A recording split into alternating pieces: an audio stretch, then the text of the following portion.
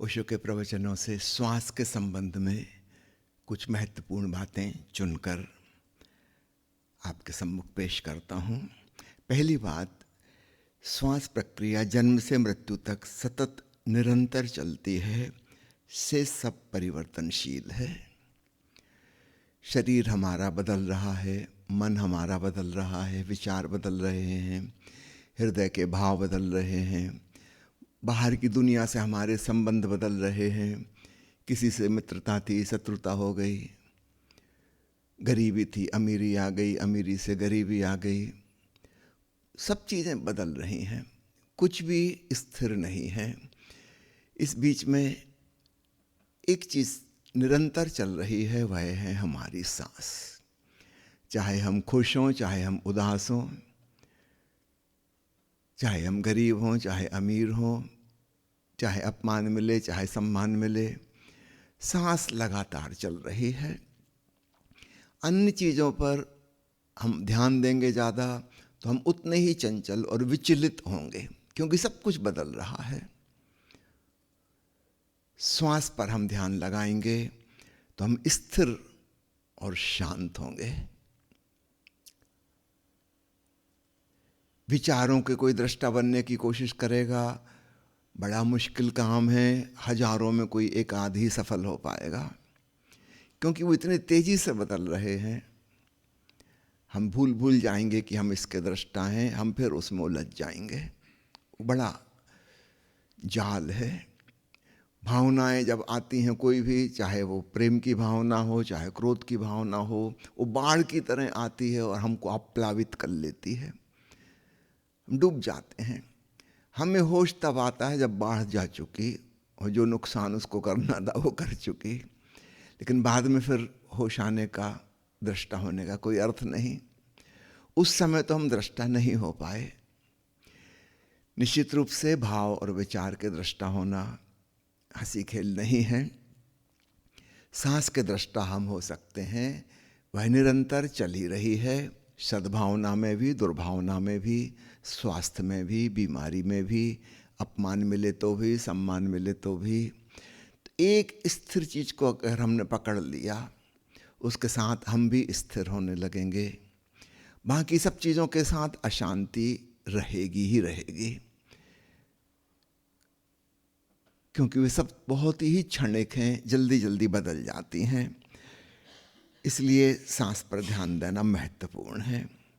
दूसरा महत्वपूर्ण बिंदु है कि नींद तक में श्वास जारी रहती है, अर्थात इसमें हमारे कर्ता भाव की कोई आवश्यकता नहीं है।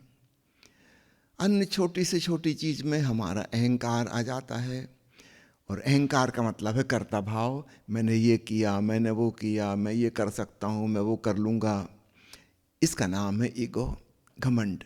हमें अपने करने का घमंड है, हमें अपने कर्ता भाव पे भरोसा है। तो निश्चित रूप से साधना के नाम पर भी हम जो करेंगे उसके साथ भी हमारा अभिमान जुड़ जाएगा। साधारण संसारी से ज़्यादा घमंडी साधु सन्यासी हो जाते हैं, क्योंकि निश्चित रूप से वे साधारण जीवन से हटकर कुछ असाधारण की कोशिश कर रहे हैं। कृष्णमूर्ति मजाक में कहा करते थे, शुद्ध जहर जैसे होता है ना, पायस ईगो, पवित्र अहंकार। लेकिन पवित्र का मतलब और भी ज्यादा खतरनाक। तो अब बड़ी मुश्किल है, आखिर साधक करे क्या? वो जो कुछ भी करेगा उसी के साथ उसका कर्ता भाव और अहंकार भाव जुड़ जाएगा। मैं कुछ श्रेष्ठ चीज कर रहा हूँ, सब लोगों से हट के कुछ और उच्चतर खोज में मैं संलग्न हूँ, मेरे भीतर आध्यात्मिक जिज्ञासा है। चूंकि सांस नींद में भी चलती है, एनेस्थीसिया दे जाता है, कोमा के दौरान भी चलती है, शराब पीने वाले की भी बेहोशी में भी चलती है। निश्चित रूप से ये हमारा किया हुआ नहीं है, ये स्वचालित अपने आप प्रकृति चला रही, परमात्मा चला रही, आप जो भी नाम पसंद करें, एक ऑटोनॉमिक फंक्शन कह सकते हैं। तो कर्ता भाव इसमें नहीं जुड़ता।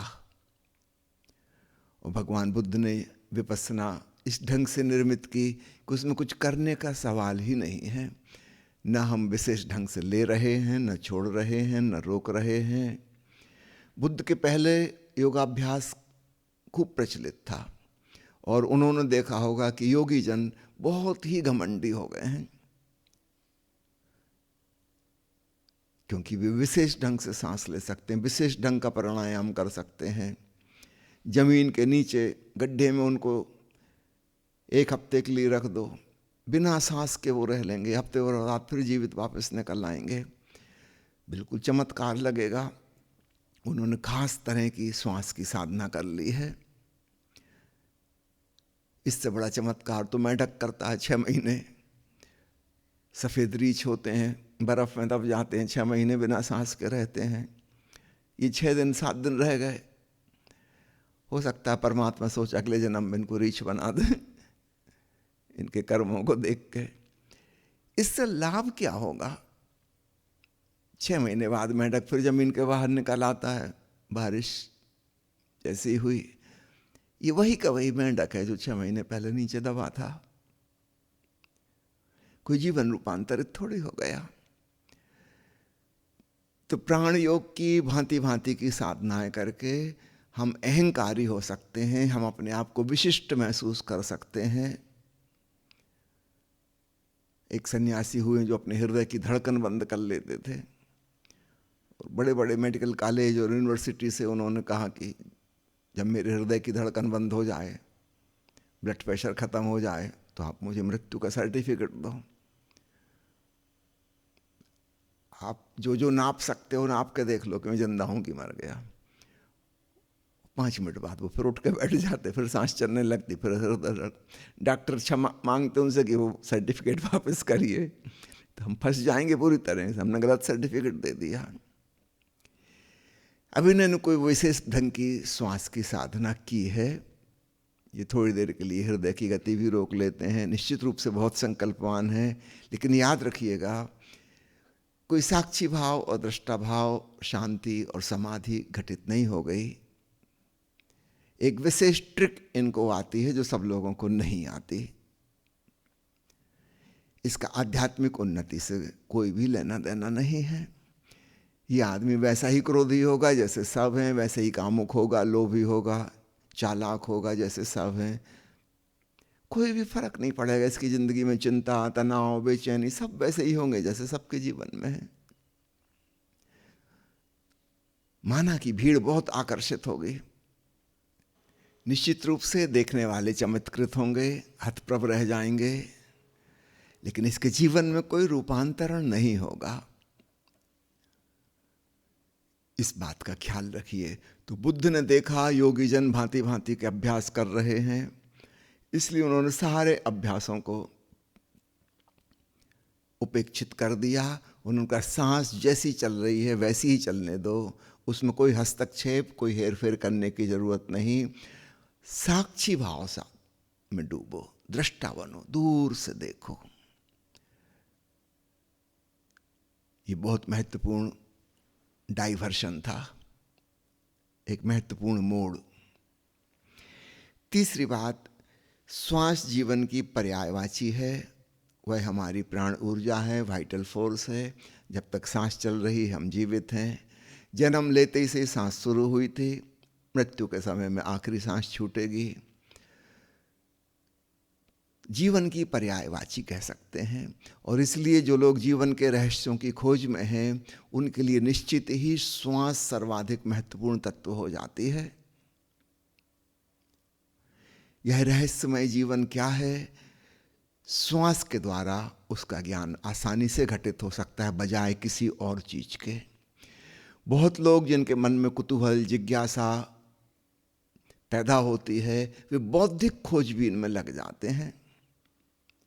बुद्धि महत्वपूर्ण तत्व नहीं है। जब हम पैदा हुए थे हमारे पास कोई बुद्धि नहीं थी, हमको भाषा नहीं आती थी, विचार नहीं आते थे, शब्दों का पता नहीं था। सीखते सीखते हम 25-30 साल लगे। इसका मतलब जीवन के लिए वह अनिवार्य नहीं थी। अगर हम बिल्कुल अनपढ़ रह जाते तो भी हम जीवित तो होते। हाँ, ज्ञान नहीं होता, बुद्धि नहीं होती, तर्क नहीं होते। एक आदिवासी जंगल में रह रहा है, बौद्धिक रूप से विकसित नहीं है, लेकिन शायद हमसे ज़्यादा जीवंत है। हमारी जीवन ऊर्जा को तो हमारी बुद्धि और विचार अवशोषित कर लेते हैं। तो जीवन की खोज बुद्धि के द्वारा नहीं हो सकती। हाँ, बुद्धि के द्वारा वैज्ञानिक काम कर सकते हैं, प्रकृति की, पदार्थ के नियम की खोज कर सकते हैं, लेकिन जीवन के रहस्य को नहीं जान सकते। तो जीवन के रहस्य को जानने के लिए जो सर्वाधिक महत्वपूर्ण तत्व हो सकता है वह श्वास हो सकती है। ये समाज ने, संस्कार ने, परिवार ने, शिक्षा प्रणाली ने नहीं दी है, ये परमात्मा द्वारा प्रदत्त है। कोई रहस्य छिपा है तो यहीं छिपा होगा, इसलिए भी श्वास अत्यंत महत्वपूर्ण हो जाती है। चौथी बात, आत्मा और देह के बीच सेतु की तरह है। जैसे नदी पर पुल बना होता है, इस किनारे से उस किनारे तक, तो एक तरफ पदार्थ है, दूसरी तरफ परमात्मा है। एक तरफ हमारा साकार शरीर है, दूसरी तरफ निराकार चैतन्य है, और दोनों के बीच का जोड़ श्वास से है। जहां ये श्वास टूटी, पुल टूटा, दोनों किनारे अलग अलग हो जाएंगे। एक तरफ लाश पड़ी रह जाएगी, दूसरी तरफ चेतना देह से मुक्त हो जाएगी। दोनों के बीच का जोड़ है, और इसलिए इस पार से उस पार अगर नदी के जाना हो तो जो सबसे सरल उपाय हो सकता है वह पुल पर से जाना हो सकता है। माना कि अन्य उपाय भी हैं, कोई बहुत बड़ा पहलवान है, ओलंपिक का खिलाड़ी है, वो सीधी छलांग मार दे इस तरफ से उस तरफ, पर ऐसा करोड़ों में कोई एक कर पाएगा। कोई व्यक्ति महान तैराक हो, वो नदी पार करके जा सकता है तैर के। कोई नाव का इंतजाम कर सकता है, उससे जा सकता है। भांति भांति के उपाय हो सकते हैं उस पार जाने के, लेकिन सबसे ज़्यादा सरल उपाय क्या होगा? पुल बना हुआ है, कोई भी जा सकता है। न छलांग लगाने की ज़रूरत है, न तैरना सीखने की ज़रूरत है, न नाव का निर्माण करने की आवश्यकता है। पुल पर से चले जाओ। तो श्वास बारंबार देह तक आती है, देह से चेतना तक जाती है, चेतना से देह तक आती है, वो आवागमन चल ही रहा है। इसके प्रति जागरूक होकर हम पाएंगे धीरे धीरे हम शरीर के दृष्टा होते जा रहे हैं, शरीर से दूर होते जा रहे हैं, अर्थात हम उस किनारे पहुंचते जा रहे हैं। दृष्टा का अर्थ ही है हम चैतन्य में रमने लगे, हम उस पार पहुंचने लगे। तो इससे ज़्यादा सरल उपाय भला और क्या हो सकता है? न किसी विद्वता की ज़रूरत है, न कोई शारीरिक व्यायाम की ज़रूरत है कि कोई कहे कि मैं बीमार हूँ, मैं तो कर नहीं सकता योगासन, निश्चित रूप से नहीं कर सकता। कोई वृद्ध हो गया है, उसके घुटने खराब हो गए हैं, कमर में दर्द रहता है, नहीं कर सकता। किसी को हाई ब्लड प्रेशर की बीमारी है, हार्ट अटैक हो चुका है, व्यायाम नहीं कर सकता, डॉक्टर ने मना किया है। अगर सांस तो चल ही रही है और कोई विशेष प्रकार की सांस लेने की कह नहीं रहे, जैसी चल रही है, चुपचाप देखो। उस देखने की प्रक्रिया में ही हम इस किनारे से दूर होने लगे और उस किनारे पे पहुंचने लगे, क्योंकि वह किनारा दृष्टा चैतन्य का है। तो अन्य समस्त विधियां एक तरफ और एक श्वास की विधि अकेली। और ओशो का यह वक्तव्य स्मरण रखना कि आज तक जितने भी लोग आत्मज्ञान को उपलब्ध हुए हैं, सर्वाधिक लोग श्वास की विधि के द्वारा हुए हैं, और शायद यह वचन आगे भी लागू होता रहेगा, क्योंकि इससे सरल और क्या हो सकता है? छोटा बच्चा भी कर सकता है, बूढ़ा भी कर सकता है, इस देश का आदमी भी कर सकता है, उस देश का आदमी भी कर सकता है। अन्य चीज़ों के बारे में हमारी सांप्रदायिक बुद्धि है। कुछ चर्चों में, पश्चिमी मुल्कों में योगाभ्यास शुरू हो गया था। पोप ने लिखित आदेश निकाल दिया कि हिंदुओं का अभ्यास यहाँ चर्चों में नहीं हो सकता, इसकी अनुमति नहीं है। पादरियों को निर्देश दे दिया चर्च के अंदर योगाभ्यास नहीं हो सकता। लोग बिल्कुल मूढ़ हैं, पागल हैं। किसी चीज से लाभ हो सकता तो भी हम पहले देखेंगे किस जाति की है, किस धर्म की है, किस देश की है।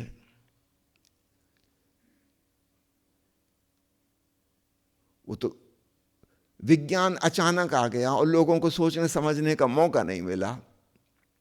अगर हमारे देश में रेलगाड़ी का इन्वेंशन हुआ होता तो पक्का है उसमें 4 प्रकार के कंपार्टमेंट होते अलग अलग वर्ण वालों के लिए, कोई किसी के पास तो बैठ ही नहीं सकता। अगर हमारे देश में पोस्ट ऑफिस का इन्वेंशन हुआ होता तो 4 प्रकार के डब्बे लगे होते चिट्ठी डालने के, 4 अलग अलग जाति के पोस्टमैन आके चिट्ठी निकालते, क्योंकि उस दूसरे के हाथ की छुई हुई उच्च वर्ण वाला कैसे उसको रिसीव ही नहीं करेगा। वो तो अचानक चीजें हो गई, हमको पता ही नहीं चला, हमें सोचने विचारने का मौका नहीं मिला। पंडित पुरोहित दिक्कत खड़ी कर देते थे कि बिजली के बल्ब की खोज ईसाई ने की है, हम कट्टरपंथी हिंदू हैं, हम बल्ब नहीं जलाएंगे।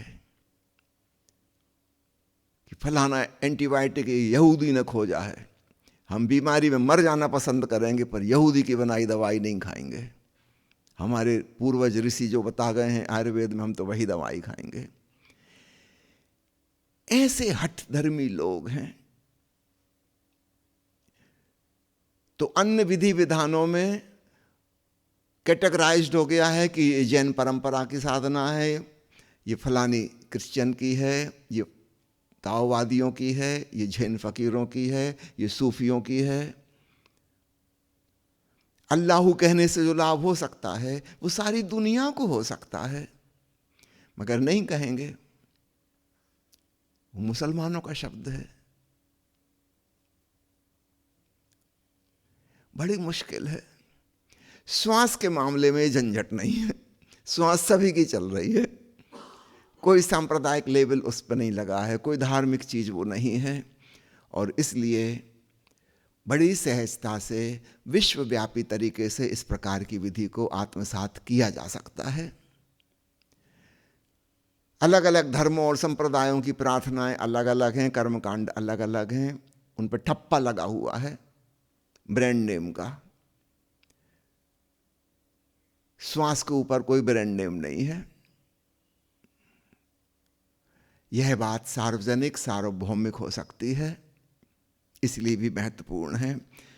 अब दूसरी बात, जैसे मैंने कहा आत्मा और शरीर का जोड़, ये तो भीतर की बात हो गई। अब ठीक एक ऐसा ही जोड़, 5वां बिंदु, शरीर का सारे अस्तित्व से है, वही भी सांस के माध्यम से है। पेड़ पौधे कार्बन डाइऑक्साइड छोड़ रहे हैं, हमने उसको दिन में ऑक्सीजन छोड़ते हैं, रात में कार्बन डाइऑक्साइड छोड़ते हैं पेड़ पौधे। वह ऑक्सीजन हम ले लेते हैं, वो हमारे लिए जीवनदायी है। हम हमेशा ही कार्बन डाइऑक्साइड छोड़ते रहते हैं, वह पेड़ पौधों का भोजन है। एक इंटरडिपेंडेंस की फीलिंग सांस के संग, हम जुड़े हुए हैं, हम अस्तित्व से अलग नहीं हैं। और याद रखिएगा केवल 10% ऑक्सीजन जंगलों से, पेड़ पौधों से आती है, 90% ऑक्सीजन समुद्र से आती है। हमें दिखाई भी नहीं दे रहा वो समुद्र कहाँ है, कितनी दूर है, मगर हवाएं ऑक्सीजन ला रही हैं और उसकी वजह से हम जीवित हैं। क्या हम कह सकते हैं कि हम सूरज से नहीं जुड़े, समुद्र से नहीं जुड़े? सूरज की रोशनी में फोटोसिंथेसिस होती है, पेड़ पौधे कार्बन डाइऑक्साइड एब्जॉर्ब कर लेते हैं, ऑर्गेनिक मटेरियल उनमें बन जाता है, पेड़ का वजन बढ़ जाता है और ऑक्सीजन छोड़ देते हैं, उससे सारे प्राणी जिंदा हैं। मैंने सुना है एक माँ अपनी बेटी को उठा रही थी कि बेटी उठ जा, सूरज उगे 2 घंटे हो गए। कितनी देर हो गई? उस लड़की ने कहा मम्मी आपका भी दिमाग खराब है, मुझे क्या उठ के फोटोसिंथेसिस करनी है, उग गया सूरज, उग जाने दो, हाउ डज इट मैटर। हम सूरज से जुड़े हैं, समुद्र से जुड़े हैं, विराट वायुमंडल से जुड़े हैं। चाइना में कोरोना वायरस की शुरुआत हुई थी। याद रखना, हवाएं देशों की सीमाओं को नहीं मानती। भारत में भी आ गया वायरस, यूरोप में भी पहुंच गया, सारे महाद्वीपों पे पहुंच गया, विश्वमारी बन गई। हवाओं का कोई देश नहीं है, उनके ऊपर कोई पासपोर्ट वीसा इत्यादि लागू नहीं होते हैं। हम सबसे जुड़े हुए हैं। कहीं दुनिया में एक घटना घटती है तो हम उससे अप्रभावित नहीं रह सकते कि फलां देश में फलां बीमारी आई, हमको क्या लेना देना। हम सब जुड़े हुए हैं, सब चीजों से प्रभावित होते हैं। तो श्वास न केवल हमारे भीतर देह को आत्मा से जोड़े हुए है, हमारे बाहर हमारी देह को पूरे विराट जगत से जोड़े हुए हैं। और ये चीजें तो हमें पता हो गई हैं विज्ञान की खोज से, और कितने अदृश्य जोड़ होंगे जो हमें अभी पता भी नहीं है। हो सकता है भविष्य में और खोजे जाएं कि हम किस किस भांति जुड़े हुए हैं। मैंने सुना है केमिस्ट्री का टीचर ऑक्सीजन के बारे में पढ़ा रहा था, उसने बताया कि एक वैज्ञानिक ने सन 1773 में इसकी खोज की। मुल्ला नसरुद्दीन का बेटा फजलू सामने बैठा था, जोर जोर से हंसने लगा। टीचर ने कहा, मैं कोई चुटकुले नहीं सुना रहा हूँ, क्यों हंस रहे हो नालायक। उसने कहा, सर मैं इस बात पे हंस रहा हूँ अपने सौभाग्य पे कि मेरा जन्म 1973 में हुआ। अगर 1773 के पहले हुआ होता तो मैं तो मर ही जाता बिना ऑक्सीजन के। ऑक्सीजन की खोज ही नहीं हुई थी तब। हमें नहीं पता था कि ऑक्सीजन जैसी कोई चीज है, मगर तब भी सब जिंदा थे, पशु पंछी भी जिंदा थे। हमारे ज्ञान से कोई लेना देना नहीं, जीवन चल ही रहा था। तो क्या पता अभी भी हम ऐसी बहुत सी बातों को नहीं जानते जो हमारे जीवन के लिए अत्यंत महत्वपूर्ण है, और हम किस किस भांति विराट ब्रह्मांड से जुड़े हुए हैं। निश्चित रूप से सांस के बारे में तो हमें पता चल ही गया। छठवां और आखिरी बिंदु, श्वास के विभिन्न पहलुओं के प्रति सजगता साधने के अलग अलग परिणाम घटित होते हैं। जैसा कि विज्ञान भैरव तंत्र में भगवान शिव ने कहा, 9 अलग अलग बिंदु कहे। मजे की बात है, दूरस्थ ग्रह नक्षत्रों का अध्ययन हम दूरबीन लगा के करते हैं, बड़ी बड़ी गैलेक्सियों के बारे में पता लगा लिया, एक्सपेंडिंग यूनिवर्स के बारे में पता लगा लिया। जो बिल्कुल निकट है, पास से भी पास है, उसका हमें पता नहीं चलता। हमारा मन, हमारा अहंकार, हमारी बुद्धि डिस्टेंस ओरिएंटेड है। इस बात को समझना, हम बड़े दूर की चीजों का पता लगाते हैं, और पुरुषों को इसका कुछ ज्यादा ही शौक है स्त्रियों की तुलना में। चलिए हिमालय पर चढ़ रहे हैं, एवरेस्ट पर झंडा गड़ाएंगे। हिलेरी की पत्नी उससे पूछती थी, बस इसका फायदा क्या है, काहे के लिए जा रहे भाई, इससे अच्छा बाजार चले जाओ, ताजी सब्जी खरीद लाओ। एवरेस्ट पे कुछ भी नहीं है, तुम्हें अपनी हवा भी साथ ले जानी पड़ेगी, खाने पीने को तो है ही नहीं, सांस भी नहीं चलेगी वहां। अगर आदमी को शौक है चांद पे जाएगा, अभी दूसरा शौक चढ़ गया मंगल ग्रह, फिर उसके बाद नेक्स्ट शुक्र ग्रह का नंबर लगेगा। जाके करोगे क्या? मंगल ग्रह पे क्या है यह जानने से क्या हल होगा? यह देखो अपने जीवन में मंगल है कि नहीं, यह ज्यादा महत्वपूर्ण बात है।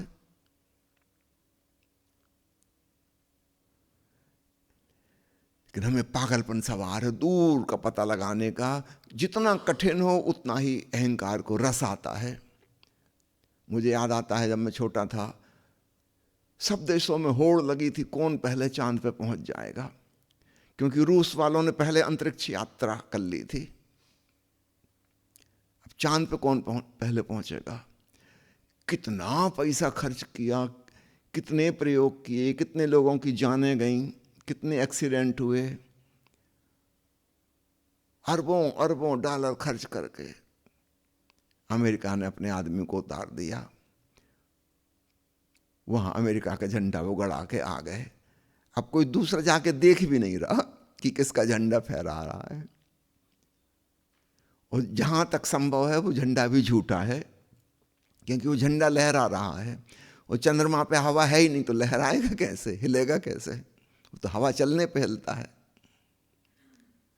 वो यहीं धरती पे ही उन्होंने वीडियो बना ली थी, रिलीज की बाद में। क्या क्या आदमी करता है, झूठ पे झूठ। और इससे हो क्या जाएगा?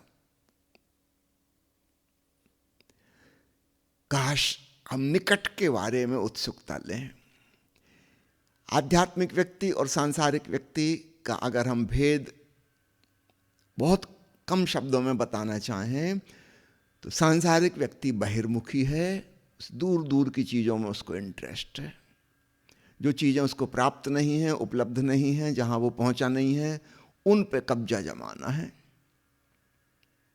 कल रात को एक मित्र शेर सुना रहे थे कि मैं जैसे प्रेम करता था वो मुझे प्रेम नहीं करती, और जो मुझे प्रेम करती है, जिससे विवाह हो गया है, मैं उसे नहीं चाहता। ये आप नहीं सोचना कि इन शायर महोदय की दुर्गति है। ये सारांश है हमारे संसार की सारी कामनाओं का। जो हमें मिल गया उसकी कोई कद्र नहीं, उससे हमारा कोई लगाव नहीं, उस तरफ हम देखते तक नहीं। जो नहीं प्राप्त हुआ उसके लिए हम तरसते रहते हैं, उसको प्राप्त कर लें। पर याद रखना, जिस क्षण वह प्राप्त हो जाएगी वस्तु या व्यक्ति, सारा रस खत्म हो जाएगा। आपकी नज़र फिर कहीं दूर किसी और पर उठने लगेगी। वो गज़ल आपने सुनी होगी, दुनिया जिसे कहते हैं जादू का खिलौना है, मिल जाए तो मिट्टी है, खो जाए तो सोना है।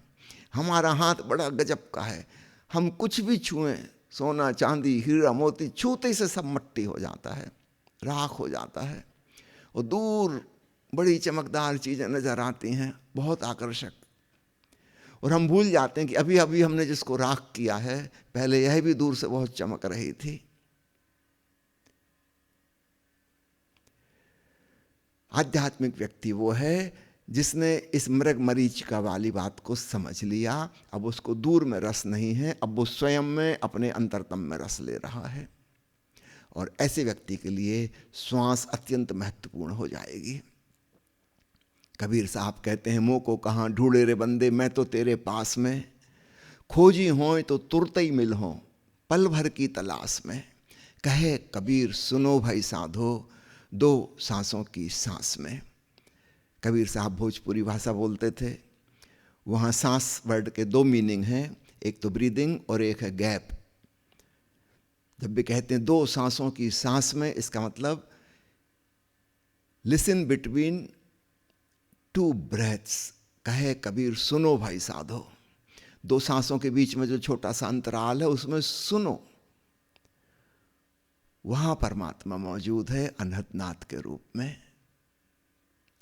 इससे सरल विधि कुछ हो नहीं सकती, ना पहले कभी थी। ये 6 महत्वपूर्ण बिंदु ओशो ने गिनाए हैं श्वास की विधि की महिमा के बारे में।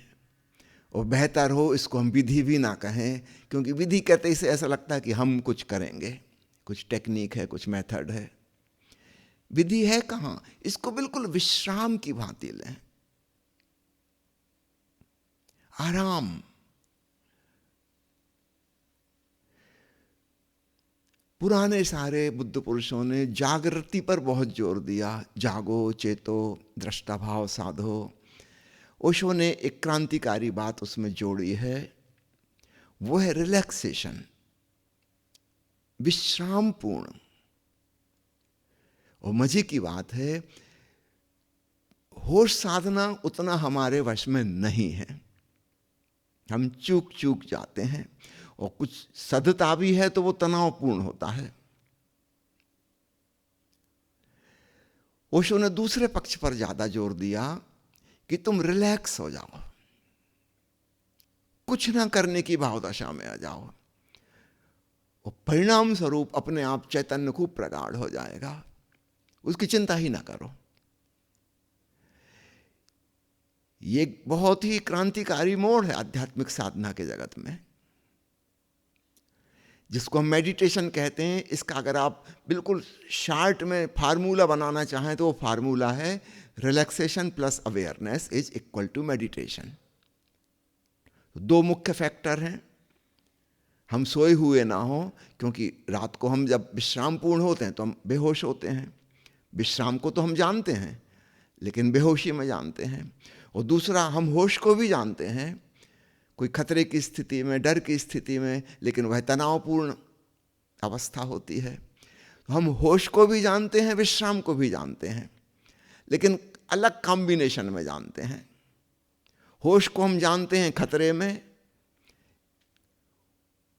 उस स्थिति में एक नकारात्मकता है, हम उसमें जाना नहीं चाहेंगे, हम उससे बचना चाहेंगे। और रिलैक्सेशन को हम जानते हैं बेहोशी में, तो हमें ठीक से वो पता ही नहीं चल पाता, क्योंकि हम होश में ही नहीं हैं। क्या ऐसा नहीं हो सकता कि होश और विश्राम का एक नया संयोग बिठाया जाए? क्योंकि दोनों बातें हमें पता हैं, कोई नई बात नहीं है। एक नया कॉम्बिनेशन बिल्कुल हो सकता है। इस दृष्टि से देखें, इसमें क्या कठिनाई हो सकती? जब दोनों चीजें हमारे अनुभव में हैं, एक नया संयोग बना के देखते हैं कि हम बिल्कुल विश्रामपूर्ण होंगे और सजग भी होंगे, और आरंभ में सजगता की चिंता ना करें, हम विश्रामपूर्ण होने की चिंता करें। सजगता अपने आप बाई प्रोडक्ट की तरह आ जाएगी। हो सकता है आरंभ में ना आए, नींद भी लग जाए, कोई बात नहीं, लग जाने दो। आखिर कितनी देर लगेगी? नींद की एक लिमिट है। मान लो शरीर की जरूरत थी, थका मांदा था, तो हो सकता है आपके विश्राम पूर्ण होते इस वो सो जाए, उसका भी रेजिस्टेंस नहीं करो। जब नींद खुलेगी, अब आप तुरंत दोबारा तो नहीं सो सकते, जब खुलेगी तभी आप फिर उस विश्राम में पहुंचना।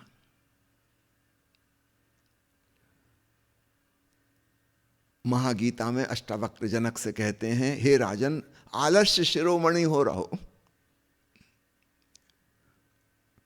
अद्भुत बात कही। कुछ ना करो, विश्रामपूर्ण, डीप रिलैक्सेशन। नींद की एक लिमिट है, उसके बाद आ ही नहीं सकती। होश आएगा ही आएगा, और हम कुछ ना करने की भावदशा में थोड़ी देर हैं तो ध्यान फलित हो जाएगा। तो श्वास के संग हमें इस फैक्टर को जोड़ना है, रिलैक्सेशन वाला। तो कोई टेक्नोलॉजी नहीं, कोई मेथोडोलॉजी नहीं, सहज, सामान्य, साधारण विश्रामपूर्ण अवस्था, और आप पाएंगे बात बड़ी आसानी से हो गई। अध्यात्म अत्यंत सरल है, आदमी बहुत कठिन है। आदमी बहुत कठिन है, अध्यात्म तो बिल्कुल सरल है।